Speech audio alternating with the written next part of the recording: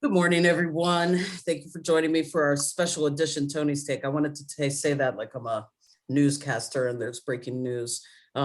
We have several folks representing union leadership here that I wanted to talk to about this continual conversation and dialogue regarding the Faculty Care Fund. And I've already put my feelings out there on this. So I thought maybe it would be important to get some other perspectives and get an idea of what those of us who are in these positions are doing and why we're doing it. So what I'm really going to do is just kind of go around the virtual room and ask each person what their primary motivation for donating is. And before you do that, can you just give me a quick, what your name is, what department you're in, maybe what office you serve, or how long you've been in the active role you are, something like that. So I'm going to start with Randy Mitchell. That's me. I'm Randy Mitchell, biology. Thanks, you took one of the few lines I had prepared here. Biology, I'm a liaison representative, so I just try to be a conduit for information back to my department so we can keep them in the loop of things. I'm given to this thing because it could have been me. We're all in this together. All of us faculty were out there. Each one of us was potentially on this list. And it knocks me flat to see that my colleagues are no longer here. I can't work with them. There's people I don't know who aren't here anymore, and I won't have a chance to work with them. And so I'm finding that a real, it's giving me a lot of pause. And so it's the least I can do is just to help these people at least get a little bit of a help as they try to find a way to rebuild their lives. That's great. Thanks. Sorry, I took your Randy line. Pam, why don't you go next? You know, I've been thinking about this. The thing is, over the summer was painful and exhausting, and I think that's an understatement. And it was really, I think it wasn't just a gut punch that many people lost their jobs. That they lost their jobs, no notice and no severance, and that to me is just so unacceptable. And I just can't. It never occurred to me not to give. It's hard for me to think about why, because it just never occurred to me that I wouldn't. I just have to.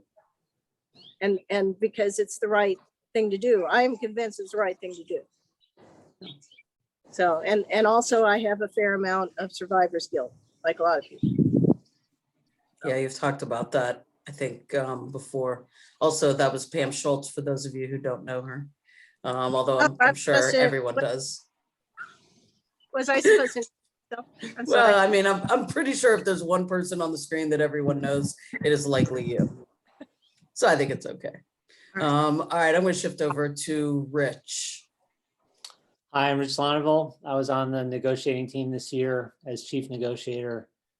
The reason I'm giving is we tried really hard in negotiations to work out some sort of severance for people in this unfortunate situation. And the university took the position that they could not do it. Legally, they could not do it. I don't think we ever got a straight answer on that. But it certainly was the intent for this settlement, which has to do with how we were compensated for developing these online classes. It was always the intention to use that to benefit the RIF. And if we couldn't do it directly, we were going to try to do it indirectly.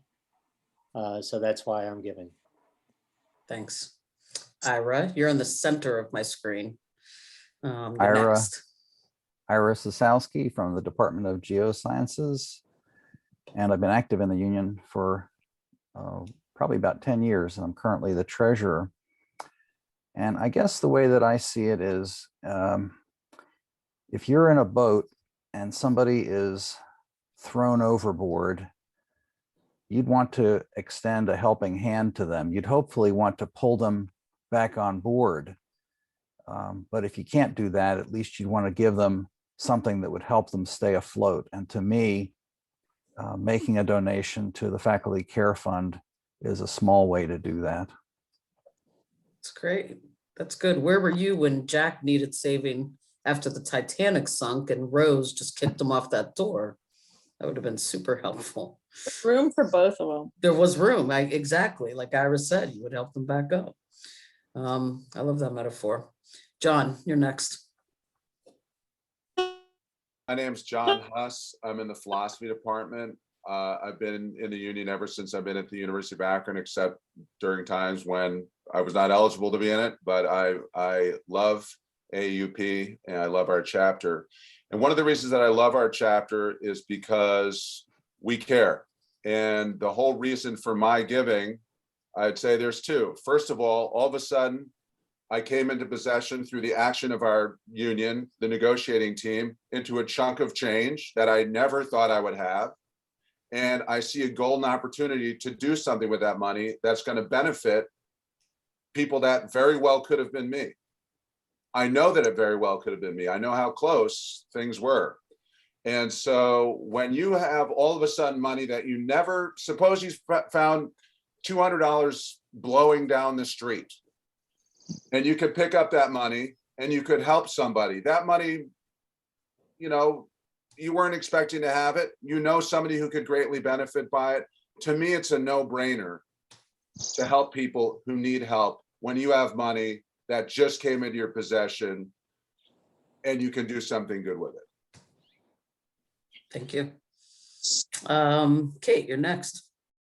I'm Kate Budd. I teach at Myers School of Art. I'm sculpture professor.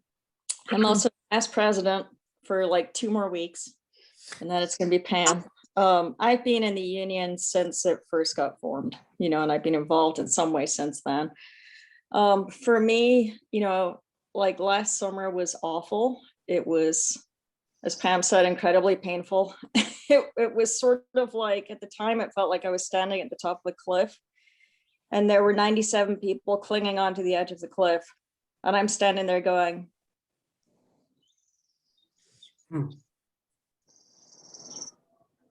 I think she legitimately got froze on top of the cliff like, while she's you know, we'll looking see at the down. bottom. You know, it was sort of like negotiating. I was so articulate. It was so good. I was Oh, like the hanging on the edge cliffhanger. of my seat. I was like, what is she gonna do from the top of the cliff? This may not work. You guys might just want to boot me out because this may happen. Okay, but That's anyway, okay. so Yeah, you're on the top of the cliff. and there's 97 people hanging on by their fingernails, you know, and they're going, no, this can't be. And I'm going, it actually is. This is happening. Let go. We'll see you on the other side. And we tried our best to get them severance. You know, that got voted down when the contract was voted down. And all along, I've just thought, you cannot treat people who you made this deal with. You gave them tenure. They did nothing to deserve this. And you can't just go, bye, you know, and that's it. It just shouldn't be this easy to do. And so for me, it was like when the university just absolutely flat out refused. It's like, somebody's got to do it. And if it's not us, who is that going to be? You know, Yeah. so it's the right thing to do. Thanks. And Ed, saving the best for last. Thank you, Tony. So I'm Ed Evans. I'm a faculty member in chemical, biomolecular, and corrosion engineering. Been at the university for 23 years and a member of the union since it was formed, and then a member of the most recent negotiating team. And I'm just going to reiterate some things that have already been said. First of all, it very easily could have been me, seeing as how I really don't understand how the decisions were made to begin with. It almost seemed like a random choice, and so could have been me. I have a lot of colleagues that have expressed an interest in helping those that were on the RIF list, and so this seemed like a perfect opportunity. And like Rich said, both our negotiating team and the negotiating team before us worked really hard to help this group of faculty, and this is the best way, perhaps the only way we could to do it. Thank you. So Kate said something, and I'd like to draw on Kate and Pam's experience here as they were part of the negotiating team last summer. So I imagine the salience of the RIF list to you guys is a little bit different than it is perhaps for the rest of us, because you were there, you were in the room as each name was being talked about, and so, you know, some of the feedback I've gotten is, and either one of you can talk about this, or maybe both of you.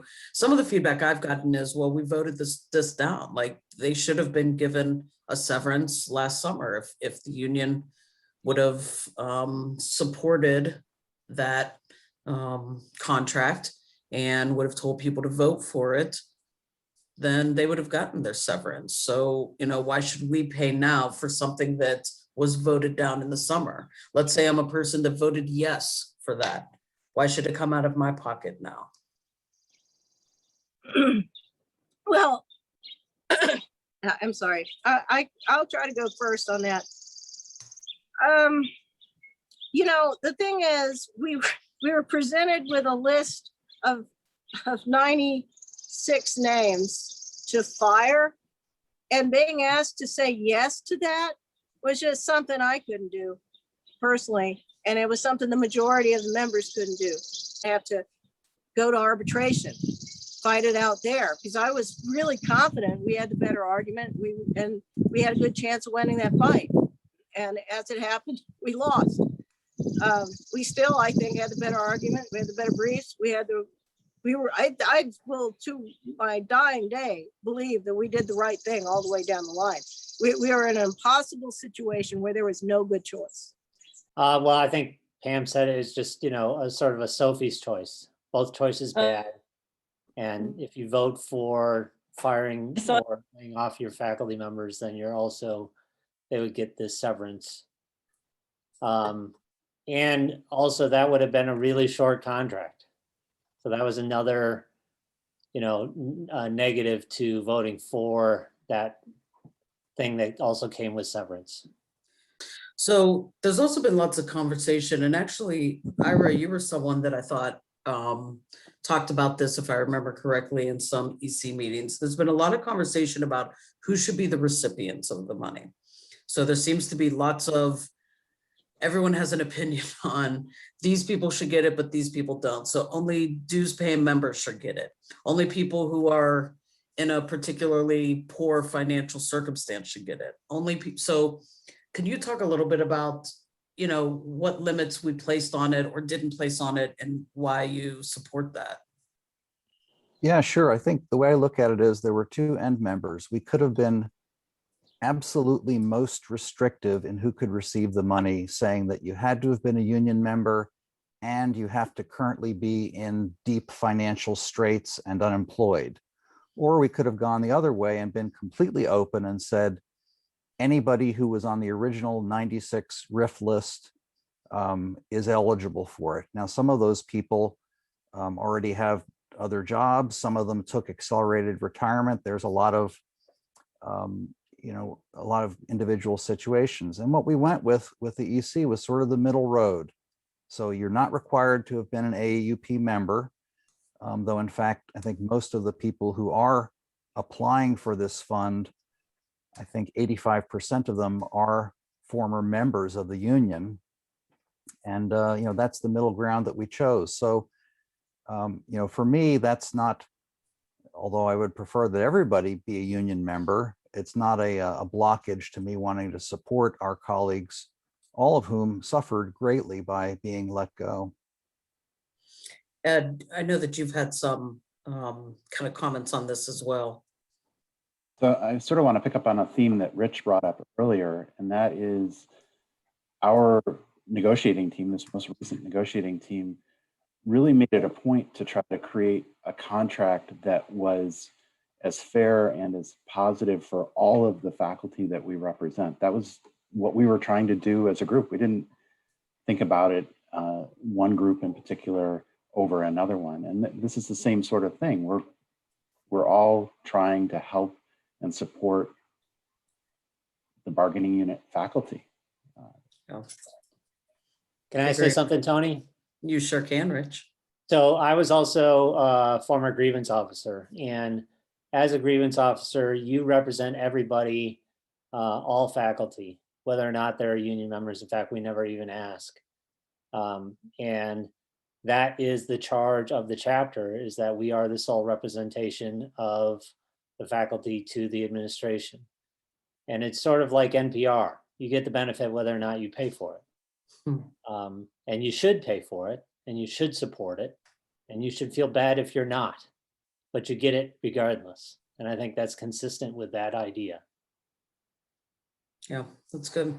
Tony, can I say one thing? And this picks up on the three previous comments, and that is that there's something that I find really bothersome.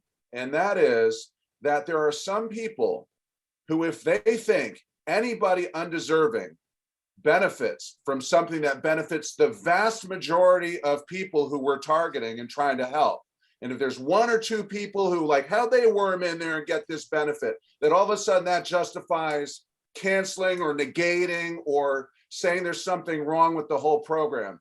I'm sorry, if you can benefit a very large number of people who need it, who deserve it, who should get it, and there's a few people who maybe an argument could be made, why are they getting it? That's not a reason to knock the program down. That's not a reason to cancel the program. When you can benefit a lot of people, you should do so, regardless of whether there's some other people on the fringes like, I can make an argument one way or the other about that. It just doesn't make any sense.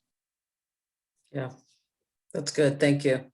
I wanted to shift a little bit. Randy, I know that you are one of the liaisons, and I know that, you know, in some ways you're really on the front lines, hearing the feedback, both positive and negative, on efforts that the union make. And I know one of the things that people have talked about is, you know, we too are financially strapped. We too are taking a pay cut next year. And in particular, when I look at this room, you know, we're all tenured faculty members, right? So we're all at least associates, and I think most on this call are actually full. So we're a little bit on the upper end of the pay scale. And I know, Randy, some of the liaisons, a lot of the liaisons are NTTs.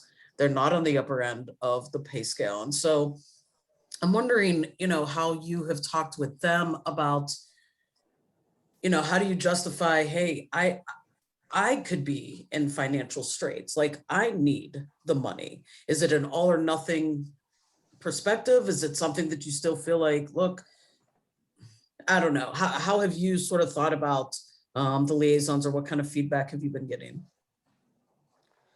That's a good question. And I think that the simplest answer is we're not telling everyone you have to give everything. We're saying this is an opportunity to try to help out folks who really are in trouble. And if you're having troubles, if this isn't something you can do, that's okay. Nobody's gonna, we're not keeping tabs on you in any meaningful way other than just to make sure the checks come in. The idea here is that this is an opportunity for us all to band together. I mean, John was on this. You know, we're a union. That word has meaning. We are united, and we have to stand up for one another.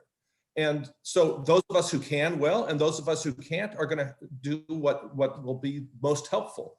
There's lots of things to do that aren't money.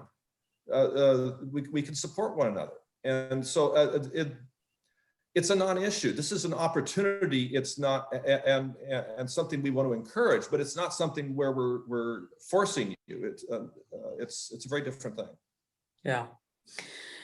Kate, well, yeah, Kate, I was actually just I saw that you're unfrozen, so I was gonna throw you in there. Go ahead, Kate. I was just going to say what the team got for us when they negotiated this contract was stability, you know, and so, okay, we're taking pay concessions, but I can plan on that, you know, and we did get this extra bit of money that we weren't thinking we would get. So to me, that makes it easier. We also aren't on strike. And for a while there, that was a very real possibility. So for me, you know, from being really, really concerned about my finances, now I'm sort of like, I've got some breathing space, you know, so to me, that just makes it much easier. Yeah. There's one other thing related to that. I have a lot of respect for Rich and the negotiating team, but I figured that they were in a really bad place, and I did not expect to do as well as we did. So I'm kind of, despite the fact that it's not as good as we would all like in the best of all worlds, we don't live in the best of all worlds. And we got the stability Kate's talking about, but I really thought we'd be taking a permanent pay cut, and we didn't. And so let's help one another to get through the parts we couldn't fix. Yeah, I have to say from my perspective, this is my first year being an active member of the union. I've always been a dues paying member. I've always supported the union, but definitely on the fringes. Like, you guys do the good fighting and I'll just pay in and do what I'm supposed to do. And I think as I've recognized the amount of work that goes into fighting the good fight, and really something John said, this is sort of about, kind of the community itself, and it's about organizing, and it's about showing strength, and it's about giving to each other, and it's about, for me personally, I don't care if there's 4 or 5 people that aren't dues paying members who still benefit from what we've done, because that's what we do.